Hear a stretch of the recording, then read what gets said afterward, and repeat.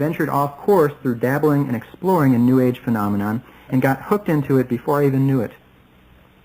Time and time again, as I traveled throughout New Age circles across this country, I have heard so many variations on this type of story come up in conversations, in both the young and the old. It may surprise you to realize that a solid percentage of the large losses of membership that have occurred in numerous Christian denominations over the last 20 to 30 years have fed right into the ranks of the New Age. The sheer numbers of people involved in one form or another of this movement is rather shocking. Estimates vary. For example, the Christian film Gods of the New Age asserts a figure of 60 million Americans, while Christian author Joseph Carr in his book The Lucifer Connection goes even higher at a figure of 65 million, fully a quarter of our American society. Other estimates vary somewhat from these, all depending on the exact definition of the New Age, but it is an established fact that 1/4 of Americans today believe in the foundational New Age doctrine of reincarnation, and that 40 million Americans believe in astrology, a practice that is New Age to the very core. And if you really want to further nail down these statistics, a University of Chicago poll recently showed that 67% of Americans today believe in the reality of occult forces, and 42% believe that they have been in contact with the dead. Clearly, these kinds of figures indicate that America has become strongly infiltrated and is proving to be fertile ground for an occult revival of historically unparalleled magnitudes. One conclusion that is most important to note from these facts, this is that to a large degree, the New Age is preying on Christians who knowingly or unknowingly veer off course into any of the thousands of temptations and traps that the enemy lays through his New Age.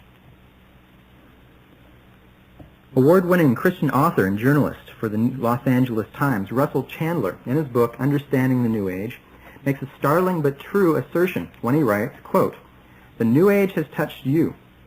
You've heard its ideas, listened to its music, viewed its artwork, watched its superstars, read its literature, and bought its products. You may even have participated in its therapies, shared in its rituals, and embraced its philosophies, all without knowing them as New Age." End quote. What Mr. Chandler is correctly pointing out here is a very important fact, that anyone and everyone in our society, unless they've been out on a 10-year trek in the Australian outback, has been exposed to some aspect of the New Age, sometimes without even realizing that this is the case.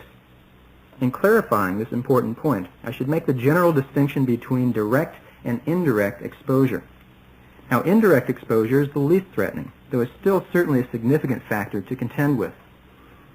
Similar to the many ways that we are all exposed to secular humanistic influences, through watching TV, reading magazine articles, conversing with secular people, and another often unavoidable exposure in everyday life, so too do New Age influences permeate our society.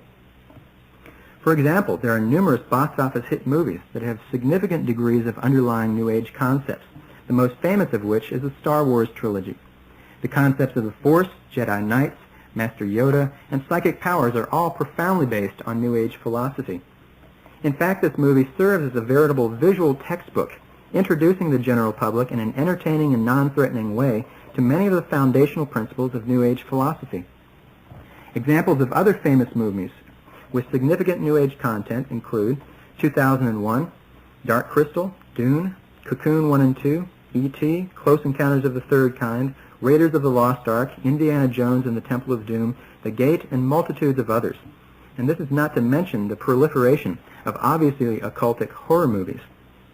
In addition, a recent research study showed that over a 2-week period, 32 shows and movies on TV were based on occult and New Age themes.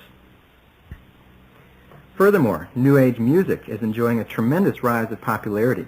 It has its very own category in the Grammy Awards, any number of New Age radio stations popping up in major cities, and made the music company Wyndham Hill $35 million in 1987.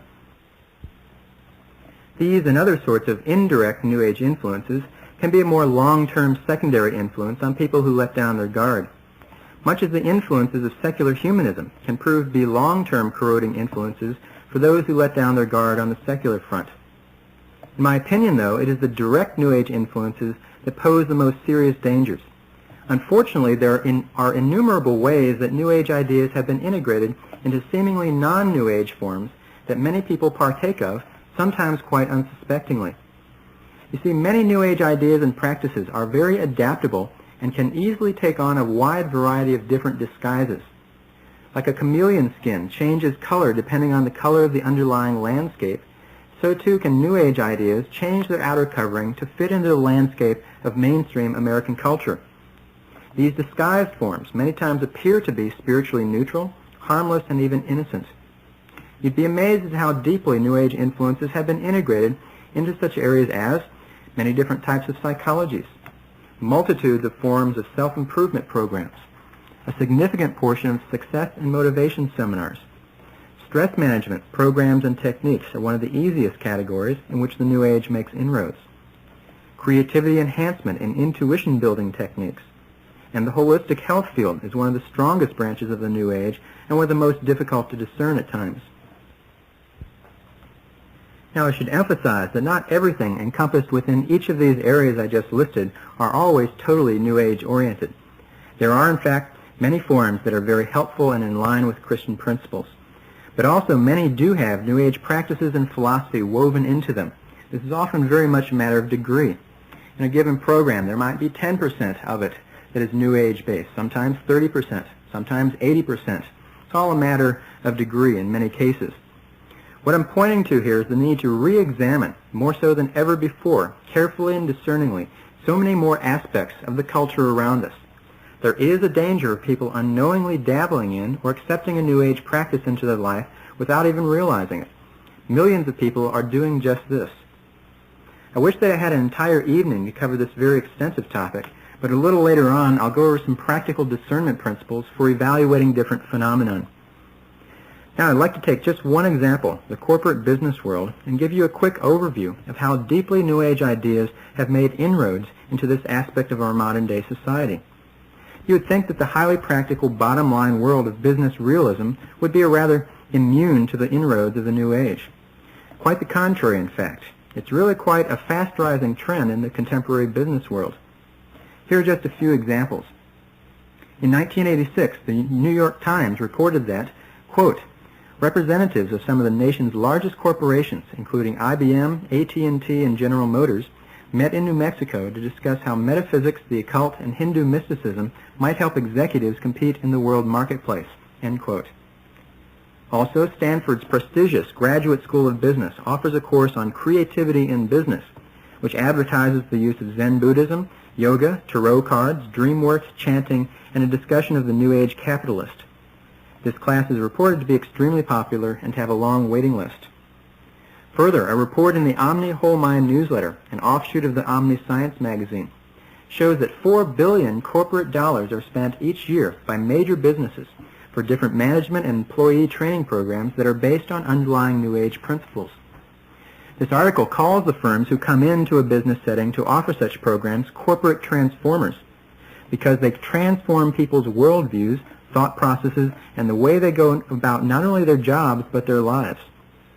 Most of the time in these programs, New Age ideas and techniques are cloaked behind spiritually neutral language with a lot of psychological jargon of varying types intermixed with scientific-sounding terminology. Rarely is the term New Age used, nor many of its classic buzzwords.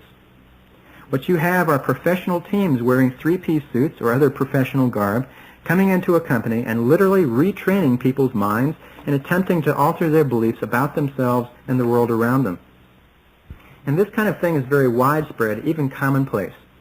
Here are a few names of companies that are on record as utilizing one of the corporate transformer specialty companies in one form or another. There's some very big names here. Polaroid, Procter & Gamble, RCA, Westinghouse, AT&T, IBM, Boeing, Calvin Klein, and many others, both large and small.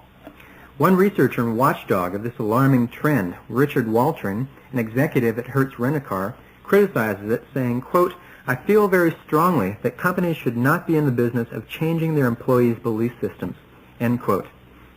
When a person starts to incorporate non-Christian beliefs and practices, sometimes without realizing this is what's actually happening, it can and does open the door for the adversary to plant seeds of subtle delusion, and the Christian individual may start to slip from standing strong in the faith. Some Christians have started to take a stand against these programs, especially when they are mandatory for employees, which is often the case.